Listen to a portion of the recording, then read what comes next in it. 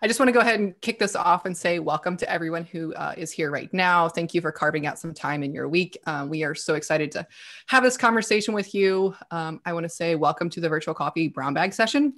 A brown bag session is just basically a lunch and learn or a small chat on a particular topic, just to kind of empower you, educate you, give you a chance to learn something from, a friend or a mentor.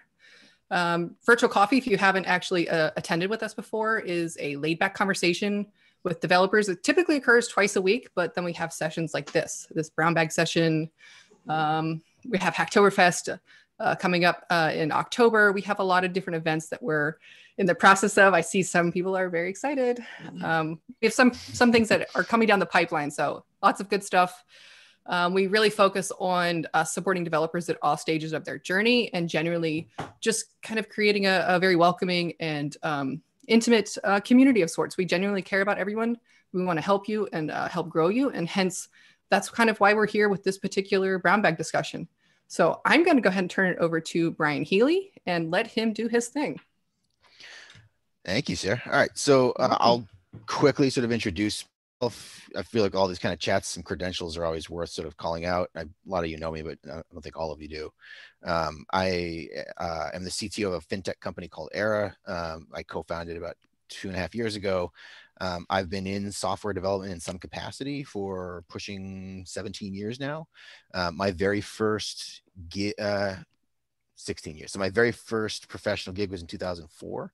And have been bounding around the tech space, mostly in the Boston area for that entire time, and worked at companies of all shapes and sizes.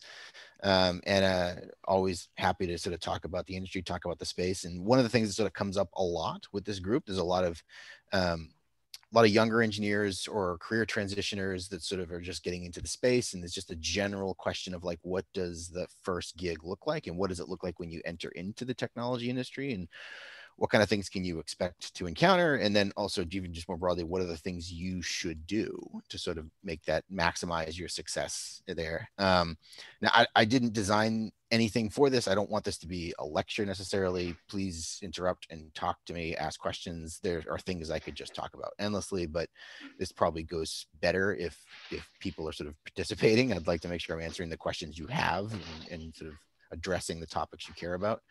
And in that vein, I'll sort of kick off.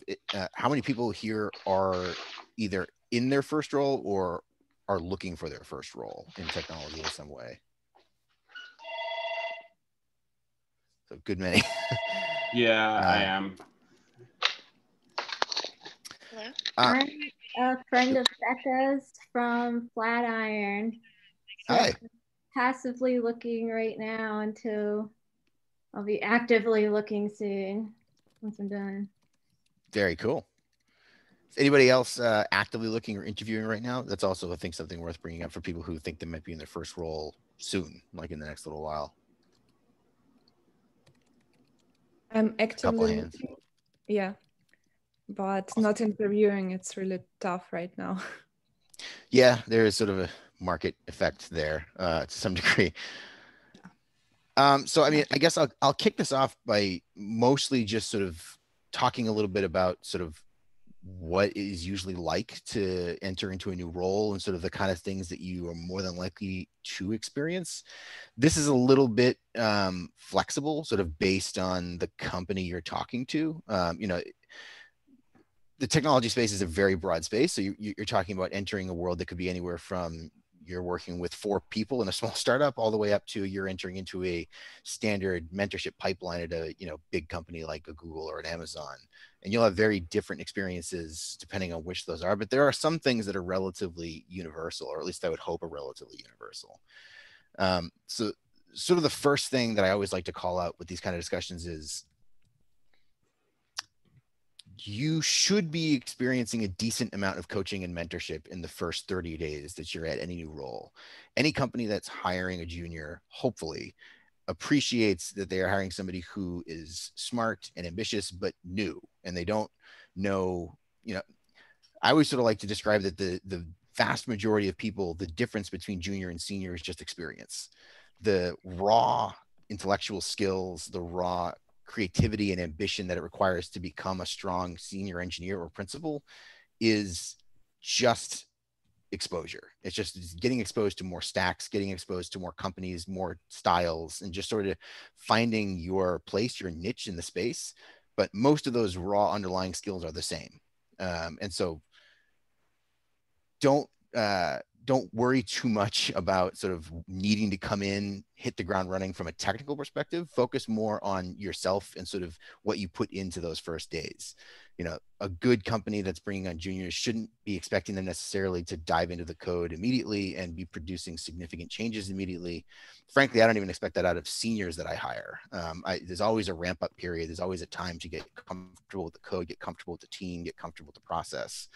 And so the first weeks, especially, I would expect most juniors to spend a lot of time talking to other engineers on the team. I often would recommend that you literally set aside single sessions with every engineer in the team to get to know them, to understand their styles, their backgrounds, their specialties, and also just to pick their brain. What have they been working on at the company so far? What do they find challenging? What problems do they think are coming up in the future that you might be able to contribute toward in some way, just to help, you know, you sort of get the lay of the land. I also always recommend immediately setting up recurring meetings.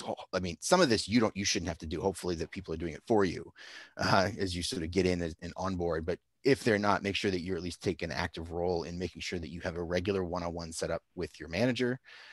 You're going to want to have time set aside. You don't rely on them to be available when you need them.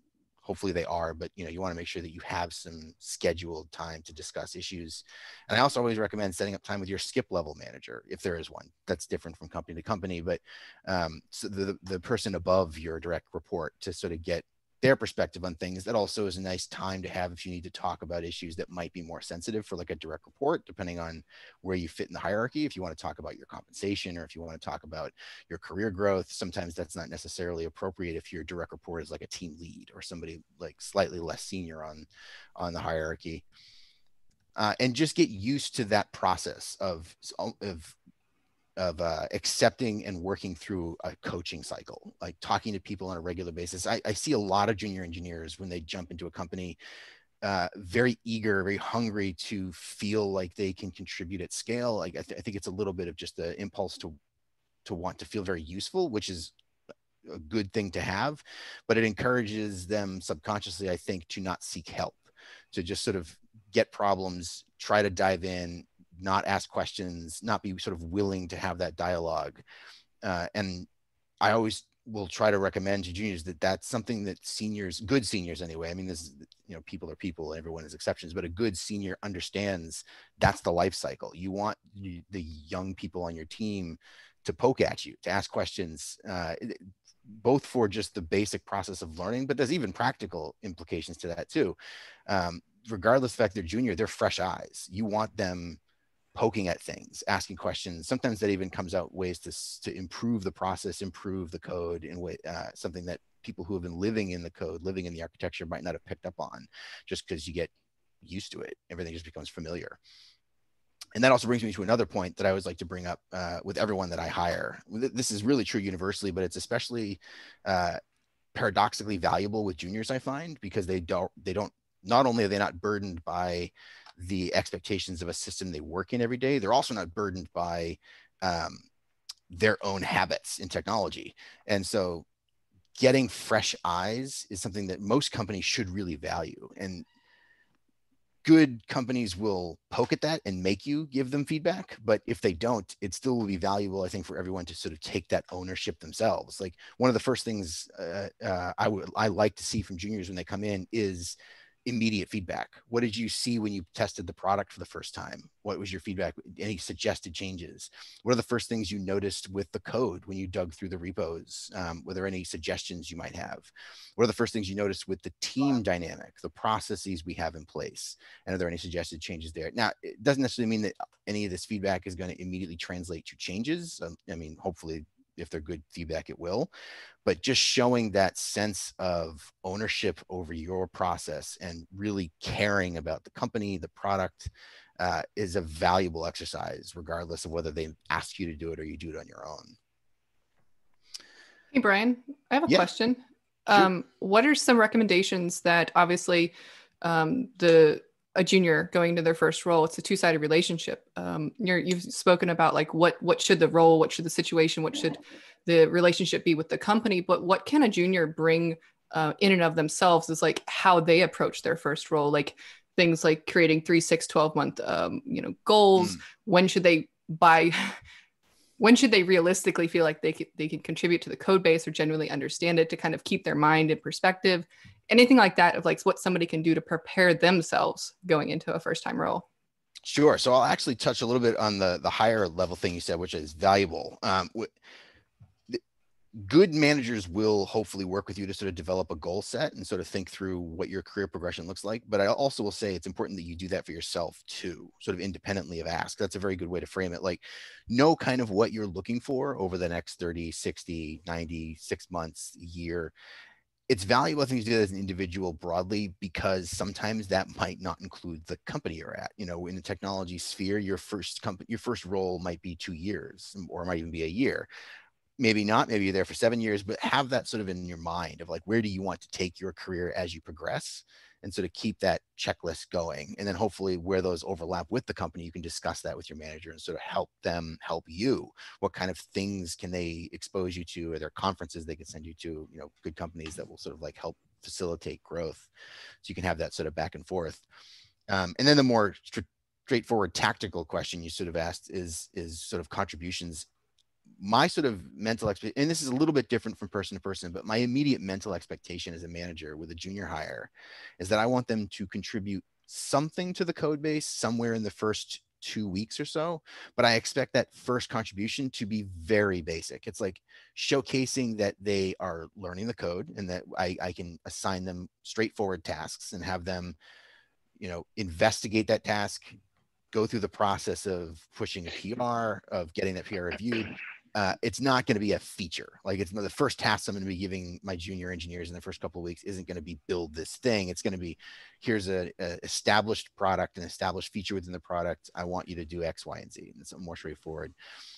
I expect real meaningful contributions from a junior engineer really to not come for like 30 to 60 days. Like there's a ramp up period here. There's a couple of things sort of at play. The first is you're junior in general. And so you're still sort of understanding the scope of what it means to sort of solve and break out problems and sort of do them at scale. There's even probably a technical limitation here and there. Like you may not have fully known AWS infrastructure. You may not fully know, how to integrate Postgres over MySQL. Like there's going to be a lot of just like tactical ground level specific things that you might not have exposure to yet. Again, this sort of cuts back to us earlier about the experience versus raw skills. This is an experience question. Now you're in a practical land where there's very specific tools and frameworks being used, and it's entirely likely that you don't have exposure to all of them yet. And so there's going to be that ramp period. And what I'm mostly looking for in juniors is just to see continual contributions of a smaller scale, but at an escalating scale, and then real feature contributions start coming in like 1 to 2 to 3 months. Related to that, one of the things I'll recommend to juniors that are in anything resembling a sizable organization. So if you're jumping into like a 5-person team, this is less likely to be an issue because it's just too much work to go around for it to be an issue. When you jump into mid-tier teams that don't quite have really robust sort of talent development pipelines, like if you join a Facebook or an Amazon, those talent development pipelines are baked. They'll have very specific processes. Managers will be trained on how to work through that process. But there's this weird no man's land middle ground of like 20 to like 100-person companies where they're big enough that they have some slack in the process, but they're not big enough that they have really baked processes. That can be a dangerous space for juniors. Sometimes there can be a tendency to have them sort of fall off the path a little bit, and that's where I'll always recommend strongly advocating for your own development process. Start being proactive in sort of planning meetings, stand-ups, be willing to take tasks that are a little bit outside your comfort zone. That's sort of the only way you're sort of really going to stretch those legs and get used to doing things that you're not typically used to doing. And that sort of actually wraps a little bit into sort of like a general feedback, which is kind of terrible feedback, kind of terrible advice because it's incredibly hard to take. Oh, yes. Sorry. When you say like advocating for your own development process, what exactly do you mean by development process? So I'm specifically focusing on like the way the team assigns work. A lot of teams will, you know, like most technology companies nowadays are using some variant of Agile, although that variant can be really wide nowadays. But usually there is some kind of process for building a backlog, assigning tasks, and in sort of those middle ground shops, you can sort of get into this weird pattern where we have 2 or 3 teams. These teams are 6 and 7 people. They've been working together for a while, and work gets distributed fast and furiously, and sometimes the juniors almost get left out of it, like they'll get scraps. Like it's hard to sort of get that process. And so I'll always recommend a little bit of boldness in those planning meetings from juniors. Be willing to take part in that process proactively. You know, if a task comes up that looks like it's in a space you kind of know, you've worked with that code base, you've done a couple of features, but it's a more complex task, take it or ask for it. You know, don't sort of wait for things to be assigned to you. Don't wait for you know, those projects to come to you, because sometimes they might or they might not fast enough. Gotcha. Thank you. Sure. Hey, Bryan. Good question. Yeah, definitely. Any other questions? Yeah. So during that ramp up period, when you're, you know, you're not maybe putting in full features, what are you kind of working on? What kind of work would you be doing? Just like going through the code, kind of learning it, or? It can genuinely vary. I mean, in general, I like to take the tact of actually assigning some kind of real work rather than just having people read code. I mean, there's a value, I think, in the first day or two of like, just get a little acclimated, just browse the repo and just sort of get comfortable with the architecture, the layout. But you can only learn so much from that. I mean, I mean, some people learn well from that, but in my experience, most people don't. Most people need to do things, actually execute some scripts, some code, and see things function. And so I'll always try to assign smaller scale bugs, essentially. Not always bugs, sometimes they're actual features, but very small enough scale that you can complete it with like 2 or 3 files touched in a short PR. And just try to do a sequence of those, hopefully in a couple of different code bases, depending on how big the back end is for these systems. So like if you have 4 or 5 repos working, you know, like an API repo, a back end, a front end, let them touch everything and sort of get just used to making those kind of changes. But more importantly, the value in that is getting them used to the process, like pushing, you know, creating a new PR, getting reviewers, interacting with those reviewers, dealing with any pushback or feedback, the deployment cycle, depending on how the architecture set up, just getting it into the flow of that.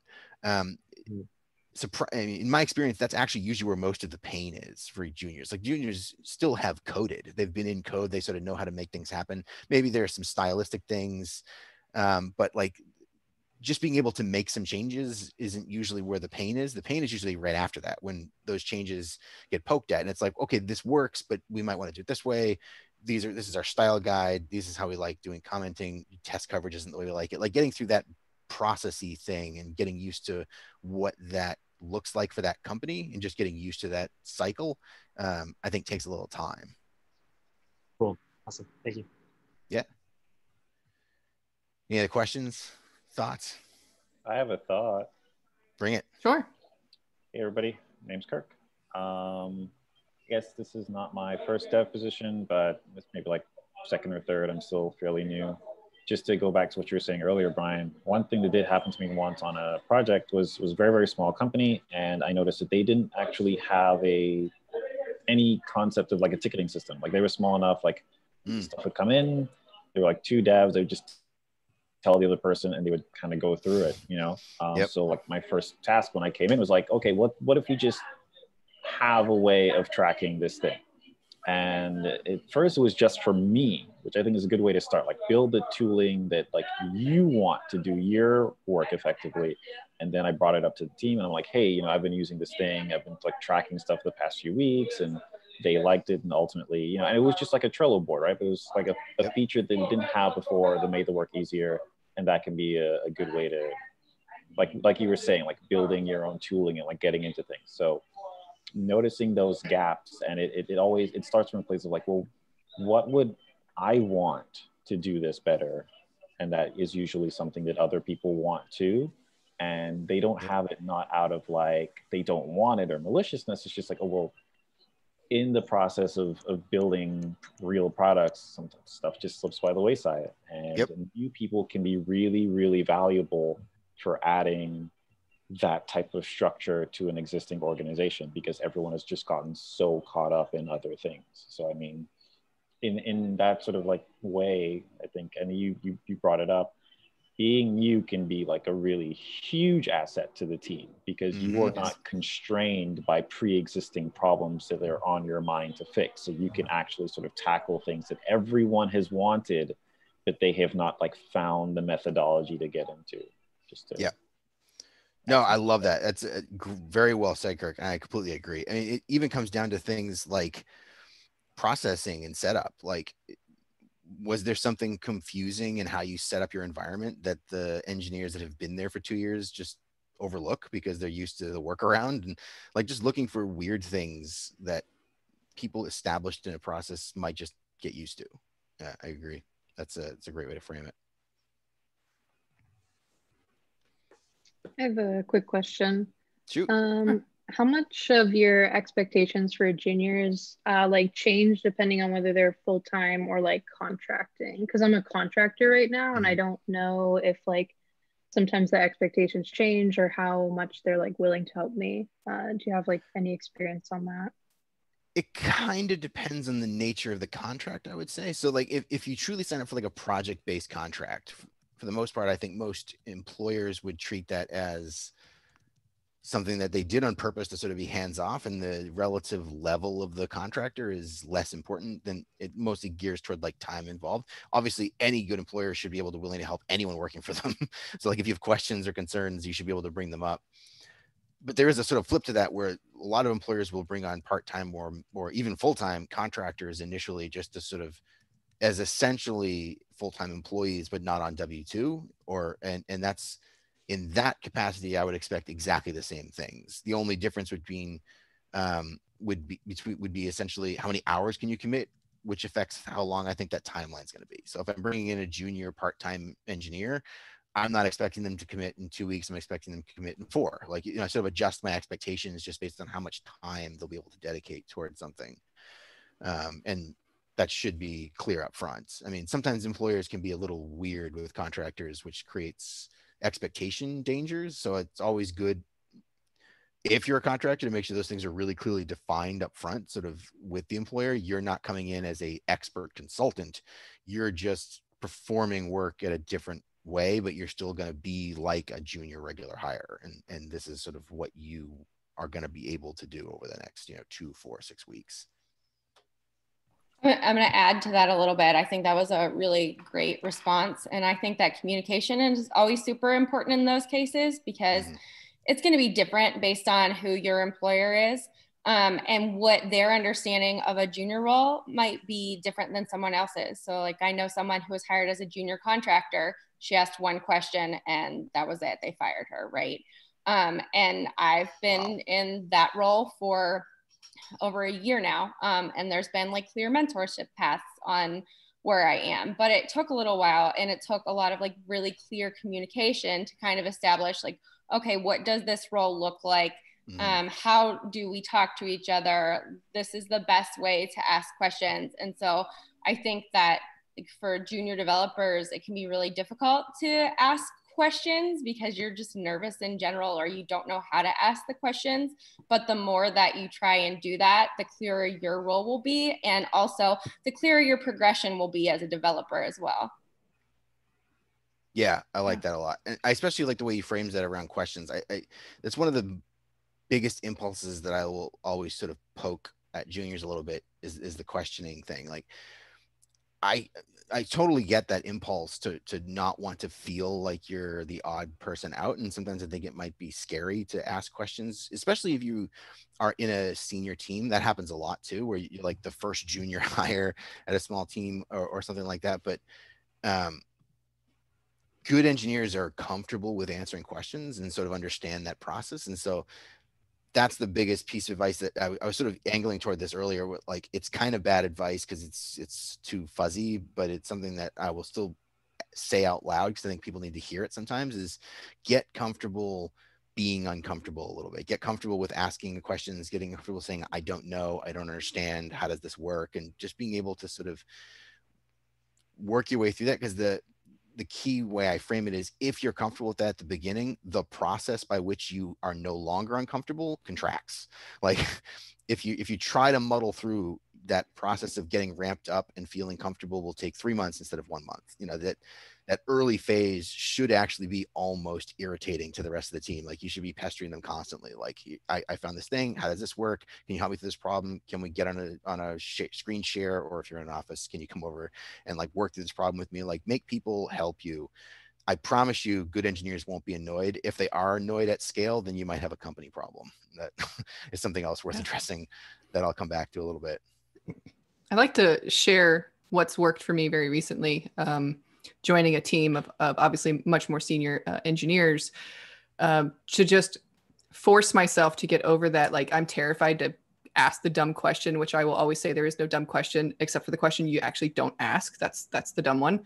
Mm-hmm. Is I've intentionally set one-on-ones with every one of the engineers on my team. One, as I get to know you, let's talk. You know, I may not interact with you directly, but let's build a rapport where I don't feel like there's a barrier that I can ask you a question. It also allows me a chance to understand exactly what it is they do here, and to know I can go to them for a question about that particular topic. Mm-hmm. It also kind of lets me see their willingness for, like, will you teach me something, or will you send me a link to documentation? Like, what is your preferred knowledge transfer style? So it really helps me tailor a good experience as a very junior individual on a team with more senior individuals, as well as just generally makes me feel so much more at ease to ask any question, because now they realize, like, I'm a human being just like they are. You know, they were once here. It's great. And it's helped me definitely get over that desire to just keep my head down, just do the hard thing, learn myself, power through it. It's I think been great for team everything in general. So it's working. One of the things that I've noticed because I've been interacting with the meetup community for several years, a lot of people don't necessarily remember what it's like to be junior, not because they weren't junior, but because being a junior back in the 90s, early 2000s was completely different. That is true. And so the entire ecosystem of what they're expecting it to look like for you is like, the world's changed. It's like journalism used to be. Like, to become a journalist, there's a story that I've heard. The guy wanted to do book reviews and said the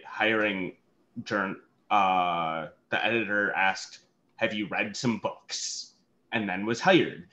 Like, you know, it's almost like and my friend's mother, who used to be in IT, you know, she couldn't type fast enough to be a secretary, so they made her a programmer. Like, this is the entire landscape of what this looks like now has changed over the past, well, it's gone through several changes, obviously, but it's very different now. Yeah, no, I agree. That's a particular, I kind of like the way you phrased the timeline too, because I think it's a particular problem for really seniors. So people who came up in the 90s or 2000s, I mean, we're talking like, just as a personal example, my very first web development gig in 2005, the server I was developing on was here. It was a rack Dell server that I set up to a T1 connection. I mean, like, we're talking like, it's otherworldly different, and the way I was used to operating back then doesn't translate to anything I'm doing today. Hopefully really good seniors that are used to working in team dynamics and just haven't been sort of siloed in the same environment, or been, you know, focusing on very similar positions their whole career, will understand that and be able to adjust accordingly. But it is a thing. And so I sort of just broadly agree that it's worth keeping that in mind as people give you advice, including me. Like, things shift and adjust, and sort of take everything with a grain of salt to some degree. Yeah. Any other questions, thoughts? Yeah. So we were talking about going and asking the more senior developers questions, and I've read and heard from people that like a good, like a best practice or whatever is to approach someone and say, you know, here's the problem and here's what I've tried so far, and like here, like here's what hasn't worked, and this is where I'm trying to get to. So like it's not just like this isn't working. And I guess I'm just kind of posing this to everybody really, but what kind of process, because I know when I'm troubleshooting, like I don't know how many different things I will try, and I'm like yeah, I tried like 15 different things, but I can't remember every single one. So how do you kind of track your troubleshooting attempts, I guess, if anybody has something they do for that? I mean, I think my initial reaction is the answer to this a little bit depends on exactly where you are in that life cycle. So a truly fresh engineer, like a junior I just hired in their first 30 days, even maybe even the first 60 days, as a manager, my expectation is that they would start going to their coworker engineers really quickly. There's not a lot gained other than, I guess you could make the case that there's a little bit of like experiential value instead of like trying to muddle through a problem. But from a company perspective, there's not a lot gained by having you fight through a problem that you might be able to solve really quickly with help. And that's kind of broadly true. You know, I have very, very senior, like 10+ year engineers on my team who will encounter an issue and immediately yank people in to like talk through it. There's really not a lot of need or value for the company for you to fight through it if there's a good way to collaborate. I do think that there is an open question of, and this is a little bit just experiential, if it is a truly solvable problem that just requires sort of like steps as opposed to you're innovating on something and there's actually probably some value in collaboration, you should try a couple of things. But even then, 15 is not the answer. I would say spend no more than, like, if you're spending any more than like 30 minutes banging your head, essentially, like that's sort of like my term for like, you truly don't know what's going on and you're sort of just trying to fire through things, that's already too much time. Like, it's one thing if you're testing some solutions, you have some solutions, you want to test them out and see how they perform, if there are other issues. But if your head's on the wall, jump for help after just a good 30 or 60 minutes. Yeah, because like basically the way that Flatiron has us do it is like all of our 5 portfolio projects, we're just building them all out on our own. They don't have us actually pair program at all. That's kind of like something we have to go and do on our own if we want experience with that. So it's like people get used to just kind of like figuring it out on their own by banging their head on the wall. So, and oddly, I think that's probably the right approach when you're in that true like academic learning phase. Like that is, I think that's the right approach for like a Flatiron. It is sort of an interesting dynamic that will suddenly not be true when you're being paid to do it. You know what I mean? Like, so it teaches you the skills when you're learning it coming up through, but I think there's like a, like, I don't know, kind of, it's I think for me it's good to be like, okay, I've spent 20 minutes on this, it's time to get up and talk to somebody. Exactly. You spent enough time, you've tried some things, you're up against the wall, and there's people there to help, so there's really no reason to have to suffer through it. Like, let's talk quickly, and maybe somebody else has better expertise. And I've found too, like once you try a couple of like concrete troubleshooting examples, you know, then I can kind of come out like, let's say 5, right? I've tried 5 things that I've Googled and it doesn't work. I'll then kind of start going into like experimental of like, well, what happens if I do this? What happens if I do this? I think once you start getting into that level where you're like, well, I'm just going to try stuff, that's probably when it's like a good idea to ask somebody. And I speak from experience, because you can get lost down that rabbit hole forever and never get it. So like, once you hit like the let's just try stuff phase, that's probably when it's a good time to reach your hand up and say, hey, I've tried X, Y, and Z, and I don't know what's going on. Yeah, very good point. Yep. I'd also like to interject and say that it's also okay as a junior that if you're in a situation and you legit have no idea what to even Google, that is when you go to somebody. Yes. And you need to have a person where you could be very comfortable with, which is why the one-on-ones are working for me right now, to go, I have no idea what this is. I don't even know how to Google it. Just walk me through this. And that's a really good learning opportunity. You'll still probably struggle a little bit with it, but it's fine because you're learning how to break a problem apart or how to interpret what's being asked of you. So it's don't be too proud in that situation, because any amount of time struggling will not serve you. It will just make you feel worse. It'll feed that imposter syndrome. We have enough of that already. So just immediately reach out, ask for help.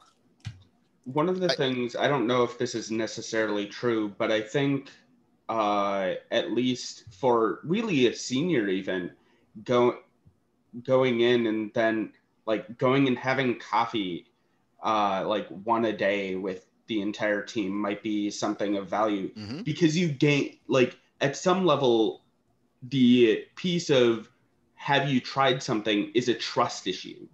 They don't trust that you have actually put thought into it. And so but even for a senior, like, sure, they can trust, given your credentials, that you haven't done, that you've actually thought about this, but how much, there's a lot more trust than just that going on in a team. And that trust is so important. It's a part, I know that there's some research and a lot of talks going on right now and over the past few years about like trust and in the team, and not being willing to do stuff like that is so important to a team that if you don't have it, you might as well not have a team almost. Yeah, I mean, and sort of to piggyback on that, and something I was going to bring up anyway, it's worth bringing up now, is one of the things that's actually sort of ties a little bit into the whole discussion around asking questions that I always like to say is junior, really any new hire, but juniors especially, there's this interesting, I mean, a lot of the advice I give is sort of assuming that everyone involved is a normal, nice, polite, and caring person. So read the room a little bit, but like for most people I've ever worked with, there's this grace period at the beginning of a role for like about 30 to 60 days where the trust is granted because it's just assumed that you're ramping. And so that's when it's the easiest to ask questions, when everyone's just going to be really receptive to it. Like, of course you're asking the question. You just got here. You don't know anything yet. We have got to get you ramped up. And in that process is when you will build that trust. So like, how do you respond to the coaching? How do you respond when I give you guidance? Do you repeat questions or if you do, because you still didn't get a piece of it, how is that process going? Are you working through the problem appropriately and you seem like you're learning? That's when you sort of build the best trust. And so like it sort of almost highlights the value of asking those questions because it shows the curiosity. You didn't just sit there and sort of waste 6 hours. You wanted to get to the answer and deliver the problem and deliver the solution to the problem. And so you immediately reached out when you needed it. You listened to that feedback. You built on it, and then you solved the problem. And each time you're going through this cycle, it's going faster. You're asking less questions and things are getting smoother. People notice that. They notice that progression. They notice that building of your expertise and your process. And that's what sort of builds that trust. So then when you do come to me for advice 3 months from now, I understand it's coming from the same place. Like I've watched you grow, I've watched the progression, and I know why and where this is coming from. One of the interesting things that so a few years back, I was at DevOps Days Minneapolis, and there was a talk by a woman who's also a technical diver. So she you know, the tanks and all of that scuba gear. And one of the things that they do in that context is the most junior person leads everything. Because then the senior people can both teach them, and if something starts falling, they can pick up that slack.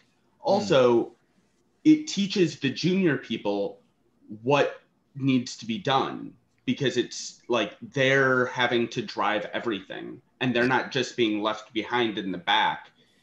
And really your team is only as good as your weakest link. And as a junior person, like, people are covering for you because you're junior, but you're still a link in that chain. I want to build off of that a little bit. And I think that what's important also to remember is that there's horizontal mentoring and learning that goes on, right? So juniors can teach seniors, and you can provide valuable feedback to everybody in the room.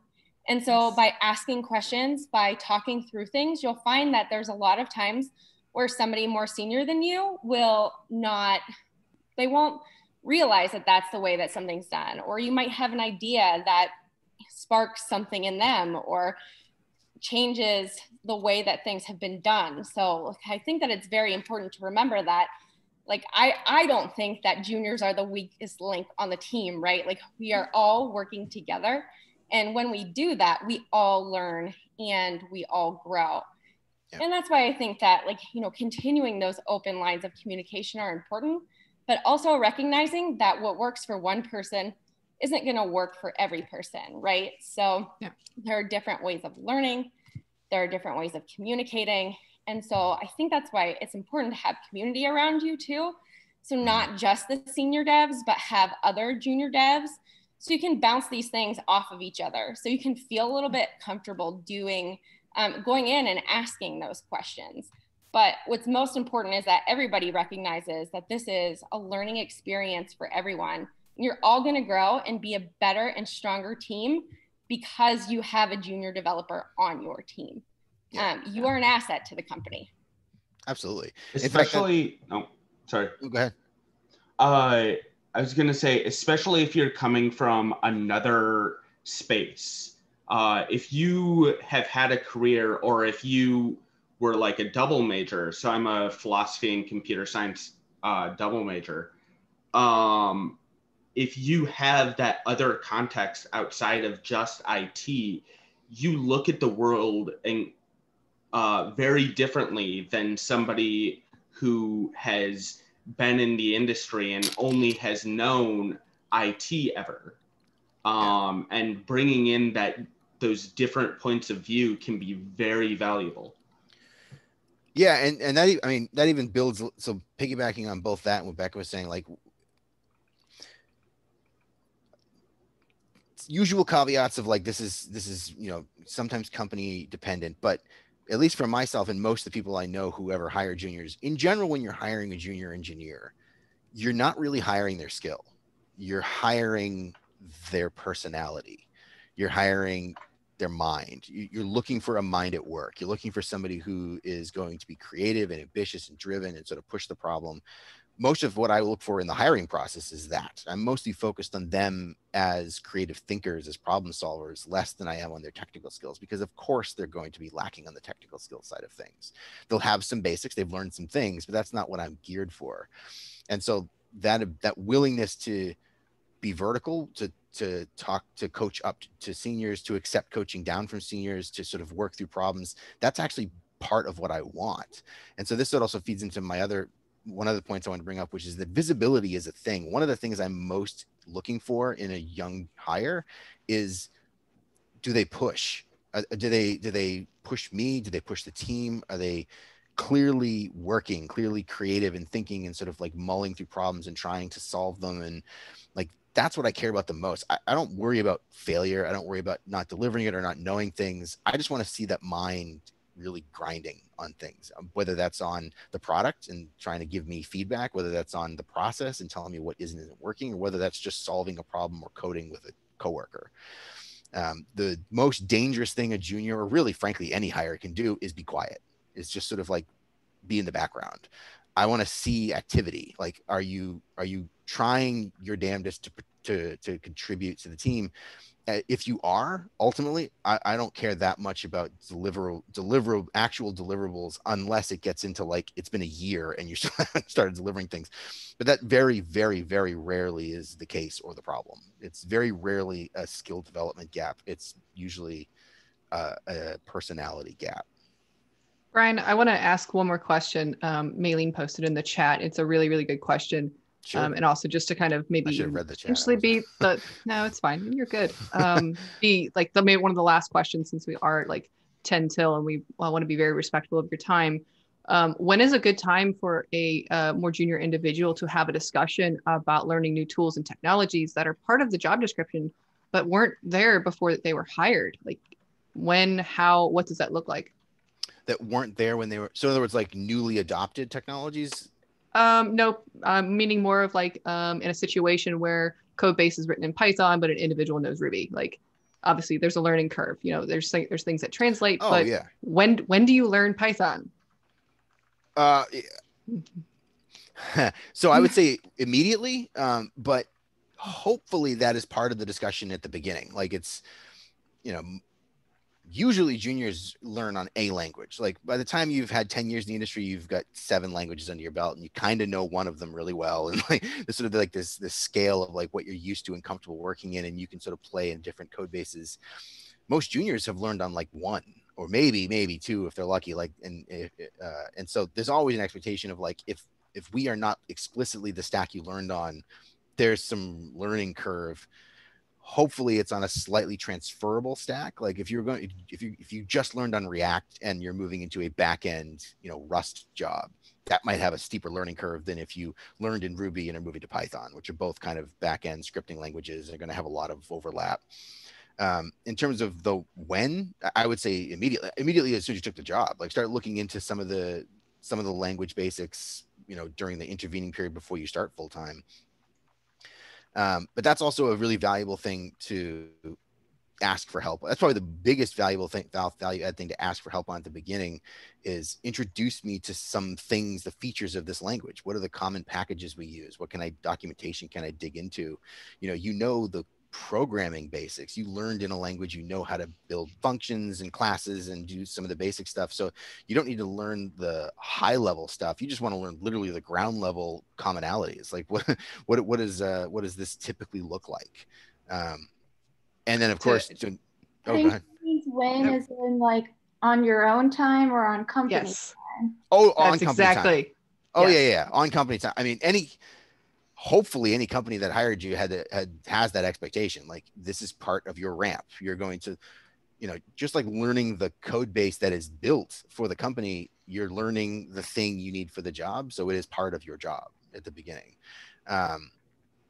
So I would expect that to just be like, you don't have to do that at night or on the weekends or anything like that. That's part of the gig. Awesome.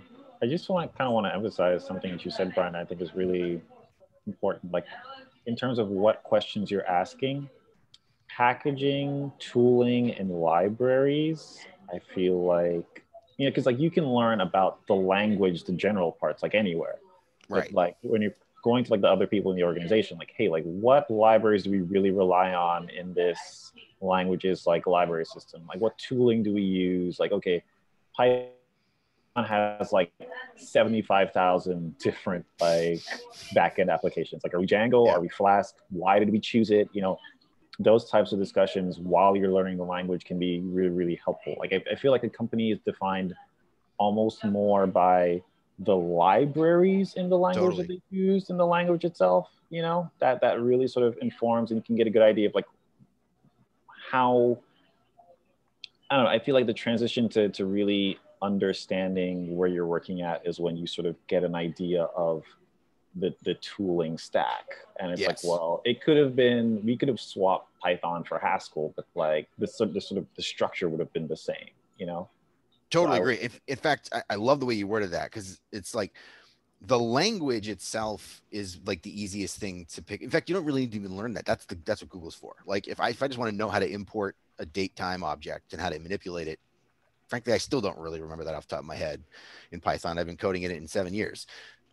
It's more about exactly you said, like, what is the flow of the system? Like Django is going to interact super differently than if we built a purely backend taskified system that's going to run distributed. And so it's all about how do you kick off and schedule tasks? How do you run ad hoc tasks? Like, or, you know, is this entirely API based? Like all of that stuff is what you really need to learn, because that's paradigm based. That's like when I'm building something new, what is the scaffolding that I'm going to immediately build around that before I start doing some actual functionality?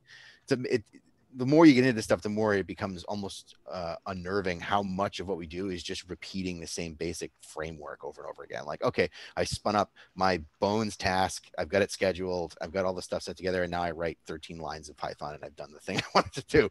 There's a tremendous amount of that. So getting used to that part, what do you need to build to get started is probably the first thing I would want to learn. Awesome. And then I do want to conclude a little bit with just sort of general, because it's your first role, there's also this other sort of sidecar risk, which is every company is different. And there are companies that are nurturing to juniors and there are companies that are not. Hopefully you can suss that out during the interview process. But if there are things you should look out for when you're starting a role to sort of guide if maybe you belong there. The nurturing component is sort of the biggest one. Like, basically take any of the things we talked about, like how seniors interact when you post questions to them. How does management interact when you talk about things that you learned or process or make suggestions? All of that should be received positively. Like if you as a fresh eye come in and give product feedback and the response is anything other than that's awesome, let's dig into this, there's danger there. Like I always sort of I'm wary when people aren't receptive to the feedback of juniors or in any way sort of condescending to the feedback of juniors. Like you're still hired a knowledge worker who may be junior in experience, but is still skilled and educated and is coming in with good intentions and a drive. You want their feedback, you want their interaction, you want their and then conversely, you want to nurture that and grow them and hopefully turn them into stars, before they bust out in the scene for it. And so be a little wary of how people react to you, not just for, can I adjust my approach to be successful at the company, but also, is this a company where I will be successful? Where, and that's honestly advice for seniors too, but I say it for juniors specifically because I think they're more likely to, without meaning to, just take the abuse in those kind of environments when they happen, rather than sort of recognizing the signs and trying to make adjustments immediately or figuring out if this is the right place to sort of begin and grow. So would a good question for something like that be, how often do people ask questions? Yes, I would say so. Like a good functioning team is collaborative. Like I would expect even the seniors to be doing a lot of discussion, a lot of poking at each other, asking questions, discussing designs, discussing decisions. Like the idea of somebody sort of sitting in a corner and producing great code is very rarely true. Usually these things are team built. Obviously there are times where your head's down and building things, but then it's always a comeback period of like, here's what we built, here's how it fits in the process, we're designing for the next thing, how does this code look? There should be a lot of interactivity amongst your team members, both senior and junior. And so I would expect to see a lot of that. Reminds me of the story about Toyota, and where they have a ripcord that that stops the entire production line. And they were starting to see an actual lowering of the number of pulls that they were having on their line. And they said, this is a problem. We're not learning enough. We need to keep this down, but we actually want to increase it because we're not seeing the problems. Yep. There's always problems, and you always need to be asking questions no matter what. And really at any layer.